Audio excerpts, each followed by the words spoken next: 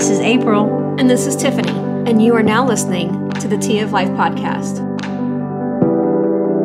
Hey, welcome to season 2. Yeah, Episode 30. Welcome to season 2, episode 33 of the Tea of Life podcast. We're having a little difficulty getting back into the routine of recording and a big microphone in front of our face. We're excited about this season, though, because it does mark like a new beginning. It's a new year. We can start afresh. We can, I think one of the things that I am excited about is because it's 2018. It's a new year. Mm-hmm. So then last season was us learning about podcasting and things that worked and didn't work. And the beauty of it is that we're still learning. There's always room to grow. Right. And I was thinking about this. We want to be a source of encouragement to you listeners. We also want to hear from you about what your passions are and how you are cultivating them. We want to share what we are learning in life, and we want you to share with us what you are learning as well. It's just like that, sitting around the coffee table, drinking coffee, tea, water, wine, kombucha, whatever you see fit. But I definitely want to do more interactions with listeners and to hear their stories this year. And I think that's what I'm excited about. What about you? Absolutely. And I'd love to have some of our listeners on our podcast. That'd be great. Because the people that we want to talk to are everyday people who are living out their passion, who are cultivating their passion, who are fighting for their passion. Mm-hmm. And we want to talk to those people. And not just the people that you hear about every day who have, written books. And I know that we've had people like that on our podcast, and that's awesome. Yeah. Kudos to them. That's awesome. But we want to also hear from the people that maybe kind of doing their passion who aren't known. Right. You know, just... Hi, I am Tiffany, and I am a robot. She totally sounds like a robot right there. Doesn't she? And so we'd love to have just normal, everyday people. Normal, everyday people. On our podcast. Not to say that people who we haven't had on are not normal people, but we've had some not normal people. No, so speaking of 2018, and this being a new year, do you know what the number 18 means? I do not. No? But yes, tell me. See, okay, so I'm a big number person, and I like to look at numbers. And I believe that is actually very biblical. I'm not like, an astrologist or whatever. Absolutely. So, yes. So the number 18 is actually very significant, I think, for us in our podcast this year. Because in China, the number 18 is actually considered to be associated with someone who is going to have a great success and who is going to prosper. I like that. Yeah. I'll take success and prosperity. Absolutely. And in Hebrew, the number 18 actually means hope of a long life. So there's a Hebrew prayer. I'm going to sort of skip over all the other stuff. There's a Hebrew prayer called the Shemoneh Esrei, and it's 18 blessings that go along with it. I was thinking about last year, and I wrote down in my journal, which, by the way, I have a journal, and I've been actually coloring as well in it, which is new for me. That's awesome. I've been also listening to, as I listen to a worship song maybe in the morning, like the playlist. My playlist is a worship song, and then I just kind of write down maybe a verse that comes to mind or how I'm feeling about it. But I'm just more connected with journaling. I know you have this love-hate relationship with journaling. I do. I think that journaling is very dangerous. Yeah.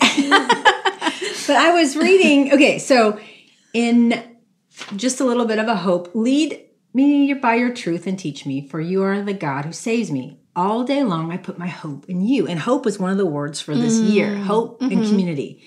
So on January the 5th of 2018, I was listening to this song, Strength, by Jonathan and Melissa Helser. There's a verse in there that says, your love knows no height or depth. It knows no length or width. And I was just thinking about just the love of the Father and the love of God and just being surrounded by that. And I was thinking of last year, Jehovah Jireh, our provider. So in 2017, we were facing uncertainty of Conrad's job. He was laid off one job, and we had transition. Right. And so it was a very scary time. One job was ending, and we were wondering what provision would look like for 2017. And so I was thinking that was Jehovah Jireh, our provider. He provided this whole year. He saw us through 2017, and we experienced peace and trust and hope. And even though we didn't do it, we didn't always do budgeting well, or we still spent money that maybe we didn't need, but God still provided. He wasn't like, right. You messed up. And it was fanning the flame to do better in 2018. And I really have a focus on that. But so I was thinking about 2017 as Jehovah Jireh provider. And then this year we were all sick, like at the beginning, right. towards like Christmas came. And then it was like Christmas gift was that being sick. We all were sick. Going into the new year, we were sick. And I was thinking, Jehovah Rapha. Like, and it's the names of God, Jehovah Rapha. And I was thinking, we need you. We need more of you. We need you to heal us of this sickness.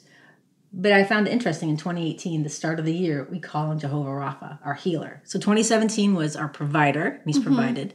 And now 2018 is our healer. So I was like, interesting. Anyway, that was just food for thought.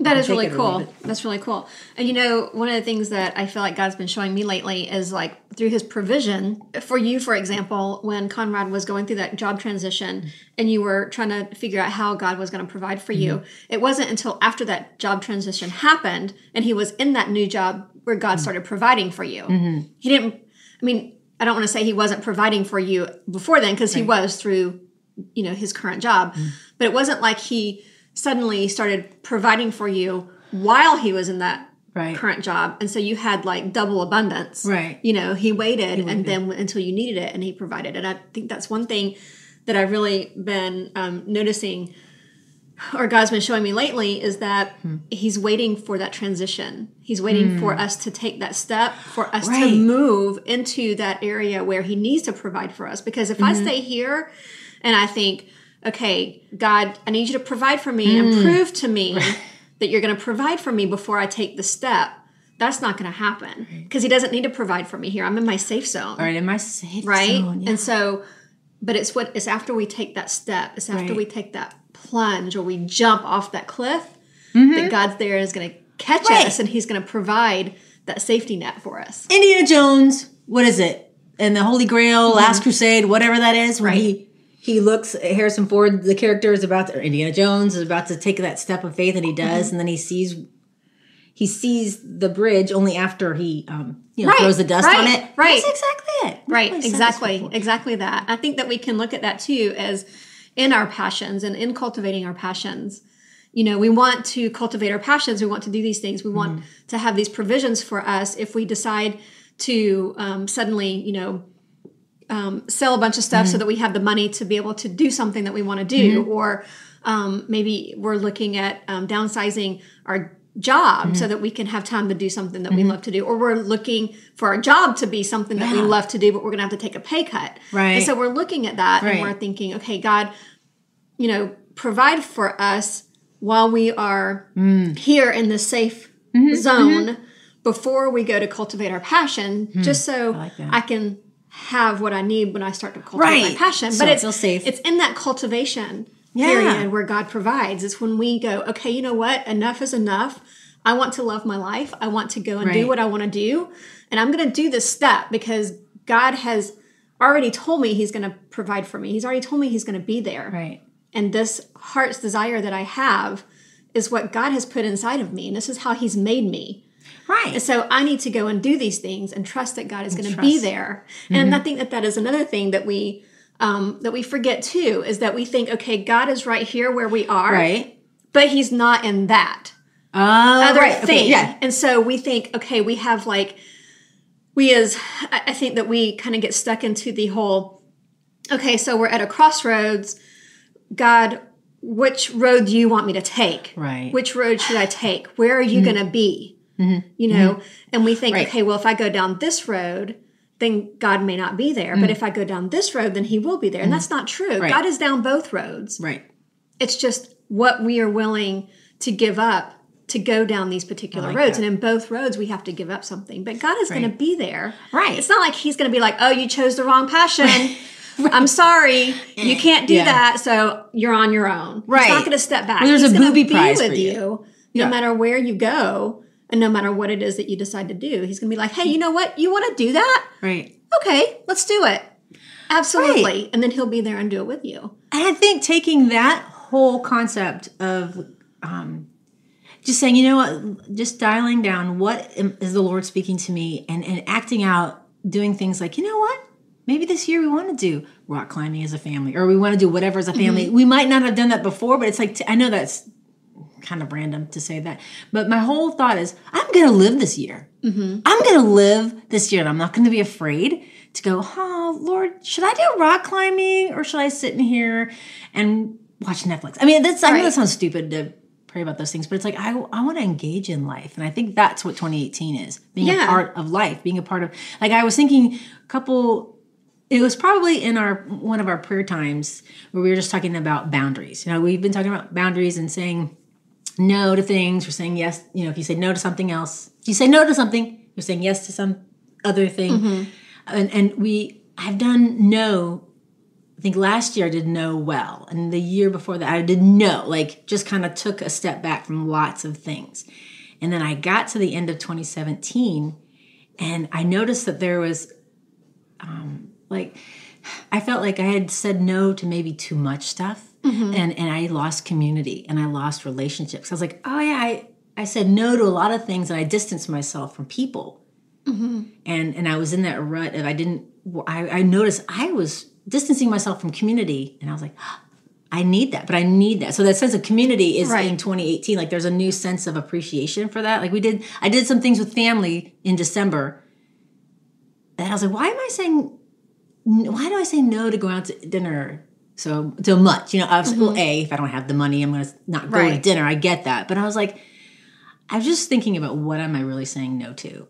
Am I saying no? I had new standards. Like, is it family birthday? I'm going to say yes, and maybe one of us go versus the whole family. You know, if it's So what I'm trying to say is, I want to live my life, and I decided, because I got to the end of 2017, and went, I said no a lot, but I want to say yes for the right reasons. And all has to do with, I was reading the book The Year of Yes by Chandra. Yes, blanking on her name at the Can't moment, remember, but we'll talk about that later. But yeah, so I'm excited to like live life. And we have a couple books that we want to talk about this podcasting season. Really books that have kind of spoke to you. You know, you've got some books, I got some books. Who spoke to us in different ways. Yes, spoke to us. Yeah, exactly.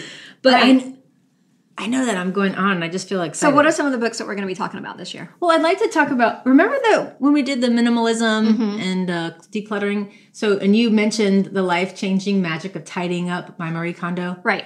And you're like, somebody gave this to me, and I kind of glanced through it. I actually read it. I'm actually like almost done with it. Can you see? That's I know awesome. You can't see, but like page 150. Yeah. And I really like her techniques. It's an easy read. Loving My Actual Life by Alexandra. I'm not even going to try to pronounce her last name. But she's... Kuykendall or something like that? Yeah. Maybe. She's with MOPS. Yeah. So you loved that book. I really did. I found freedom. I did not like that book. That's so funny. So that's going to be a great episode for us to talk about that book. Yeah. And I want to bring in talking about the prayer. Mark Batterson's 40 Days of Prayer coming up in February. Okay. I'd love to maybe get a group. I don't know. Facebook group. Who knows how that's going to look. But I know, see what that's... I would love to go in with that. And then there's... Heidi St. John from Becoming Mom Strong. I've been reading. I read her book, and now I have her Bible study. So it's just about equipping moms, you know. And I know we've talked about the season of homeschooling that we're in. You know, we want to encourage others in that, or be encouraged ourselves. But So one of the books that I've been going through is Breathing Room by Sandra Stanley. So you and I actually went to her conference at North Point a few months ago. And so that's been really good. Is it a book or a study or both? It's a study. Okay. It's a study. So I was excited to actually be a part of her launch team for this book. Yeah, so that's been really cool. The other book that I've been reading lately and I absolutely love is 10% Happier. So if you remember John Mays, where we interviewed him a few episodes back, and he talked about the book 10% Happier. So I ended up getting the book, and I'm reading it, and I actually love it. But it also is kind of written in a style that I like, because it's kind of a autobiography kind of style, you know, like he's writing about his life. And Dan Harris from, I think it was ABC News. Yeah. When he had, Right. So so he's, you know, writing about his life and his experience through change. And I've actually really, really liked it. I've really enjoyed it. So I started reading and then I had to give it back to the library, but I liked it. Uh-huh. It was very intriguing to me, and I think I Yeah. will pick it back up. And I love books. So sitting in my queue, I have another book from Sally Clarkson, Life at the Table or something about a table. But I love books, and I have a book fetish. Yeah, I have way too many that I've started and haven't finished, and then I have they're all on my list and they're piling up, and I get halfway through it, and then I get another book, and then I get halfway through that and get another book, and so I've got to stop and finish some of these books. And so one of the activities that the life-changing magic of tidying up talks about is first she goes through clothes, and then she goes through books. I'm like, oh my gosh, how would I do that? So the books, because you think that's great, I'm going to go back and read them. But anyway, so I'm excited about books. I love, love, love books. But okay, so I just wanted to also be a little open and honest, tossing out some reality, being authentic. Okay. I've been struggling with fear in the area of imposter syndrome. And I think I just shared that right before we decided to Right, imposter record. syndrome, go further into that. Yeah, okay, so hold on. Let me back this up a bit. I'm backing up, cause my daddy taught me good. So I have a confession. I don't have my planner yet. Okay, gasp. What? I know, right? Because I'm not. Wait, you mean you don't have your planner for 2019 yet? That's what you mean, right? Exactly. Well, what I did was I sent my husband a link for. I know it's because I don't want to send. I don't want to send him. I don't want to throw him under the bus. So let's not go there. What I'm trying to say is, it should be they sold out of this one planner that I wanted to try. This is Panda Planner. Okay, so I had my Passion Planner right here. So I got Panda Planner, and they sent me PDF files. So I printed out some PDF files. So I'm tracking. I've been making my planning, but I don't have a physical in this, and I'm chomping at the bit, beside myself to get ready. With anticipation. So I chose this Panda Planner. It's the weekly. It's sold out, and I've been printing out the PDFs, like I just told you. They don't sell it in the stores. You have to order it online? Order online, yeah. So, yeah. Okay. So go to Panda Planner, and you'll see sold out. I want to take a picture of it and show you. So I also came across this whale planner, and it has other things. So my happy place is finding a planner that's going to work for me. I think I would love to take bits and pieces and make my own planner. Not mass production of it, but somehow to do that. But hold on, that's not where I'm going here. So what I wanted to say is, I love that. I love figuring that whole thing out. I love looking at planners. So I wanted to say, can someone out there just validate my level of nerdiness in that area? And can we all agree that nerdiness is a word, and that it's totally cool to be a nerd? I'm going to own it. Absolutely. Somebody came up to me at church and said, "So you like planning? Can you teach me about planning?" And I was like, deer in the headlights, how do you, what? Because I'm like, surely anybody else can do that, right? I'm not an expert on planning. I just have a passion for it. But I'm not an expert on it. Ooh, maybe there's, oh, that's another. But yeah, so I've been excited. To get to, so here's the confession part. I've been excited to get to season 2 of our podcasting, but I've been afraid. So I've been afraid like this. So I was thinking, what if we don't have content that people like? Wait, hold on, there's more. What if we don't have listeners? What if we don't help people with our talks? Turning the page. Hold on, I wrote all this down. So enter imposter syndrome. So I feel like my voice, I've been reviewing other podcasts, and there's some really great ones that I love, and I'd love to learn from, and it'll change. I think I will post who I'm listening to now, and that'll change, because I want people to have access to what I know. I could basically fill up my whole day listening. Could you do that? I'm just good. I could just listen. I don't think I can binge watching Netflix. Yeah, that's fine. I'm on Grey's Anatomy. That's a new binge watching thing for me. But I would like to binge listen to podcasts. And I think, so when I'm listening, I think, but if this person is already covering this topic and I have something to share and add to it, what makes my voice different? That's what I mean by imposter syndrome. Or who am I?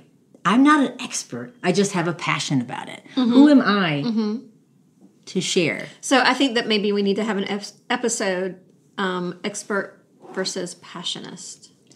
Expert versus passionist. I like that whole thing. Mm-hmm. And you know what? If you turn around and you think, okay, so I know it's January, like today is recording, it's the 17th. And so like to me, I'm like, I haven't sat down with my goals because I've had sick family to attend to. I haven't sat down with my planner because it's not physically, the whole thing isn't in my hands. And I feel like 2018's already gotten away from me, but I know it hasn't, because you can technically start over anytime. Right. So, but I am excited to go. 2017, I learned a lot about myself. I learned what I like and what I don't like. And I love planning. I love mapping out goals. I want to share that. Like you were talking about, you're not a planner, or you're talking about getting a new planner for this season of homeschool, which we'll talk about at some point. I just love, like I started to tell my mom, like, hey, what if you just had this, like pick a goal and I'll show you how to break out the steps. And she's like, nope, too taxing, too much. And I was like, what? But I love that. Like I love that, and I think, but I'm not an expert. I didn't go to college for it. I don't have a degree that says April is a planning expert. So my mind tells me, who are you? Isn't it said that experience is our best teacher? I'm going to write that down. So there are plenty of people, I hear this right now a lot. There are kids who are graduating college who are unable to get a job in specific fields. Mm-hmm. Because in these specific fields, they need to have at least 2 years experience. Right. They have a degree right. that they just went to college for and got this degree learning this specific trade, but they don't have the 2 years experience. So they keep trying to figure out, how am I supposed to get that 2 years experience if nobody will hire me? Right. Right? Right. So it's kind of a catch-22 there, right? Right. But that should tell you how important experience is, how much more valued that is over the education. Yeah, that's over right. the degree. Because you want somebody who knows about it in their head, who's actually lived it. Right. I get you. I almost said the other day I was driving. I was like, okay, April, you've got to say, are you a writer, or are you not? Let's just make a distinction, and let's stop beating around the bush. Let's stop playing the game. And I was like, maybe I should just say no, I'm not, because then I don't have to work so hard for it. I don't have to. You know what I'm saying? Like I don't have to get up at 5 o'clock in the morning and write, or I don't have to do does that make sense? That totally makes sense. But I think that you also have to go back to the definition of writer. What is a writer? A writer is a person who writes things. Right. Correct. Okay, so now are you getting paid for it? No. That's correct. But you can still be a writer. You can still be a podcaster, but we're not getting paid for this. Right. Are you getting paid to be a mom? No. Did you go to college to be a mom? No. Are you a mom? Yes. By experience. Did you go to college to be a wife? No. Do you get paid to be a wife? No. Did you get paid to be a wife? Are you a wife? I am. Okay. I was writing down monetary. Do you do wife things? Emotional. Do you do mom things? And you are. Sometimes. No, just kidding. What day is it? Okay. So I'm already sensing a good vibe for season 2, aren't you? Okay, yes. Okay, so I think if we just called it a day with this, put a pin in it, and just said, hey, listeners, we're so excited to be back. We're so excited to be more interactive with you. Listeners. We want to hear your stories. We want to make you laugh. We want to encourage you. We want to hear from you. It's a two-way street. Right. So looking forward to 2018, clinking coffee glasses, wine glasses, or kombucha glasses, or whatever with you. Yay! Yay! If you like Tea of Life podcast and you've got 2 friends who want to create the life that they love to live, tell them about us. Find us on your favorite social media platform like Facebook or Instagram. Also, right now before you forget, go to Apple Podcasts or Google Podcasts and search for Tea of Life Podcast. Hit the subscribe button and never miss an episode. Thank you for listening to Tea of Life Podcast. We'll see you next Monday.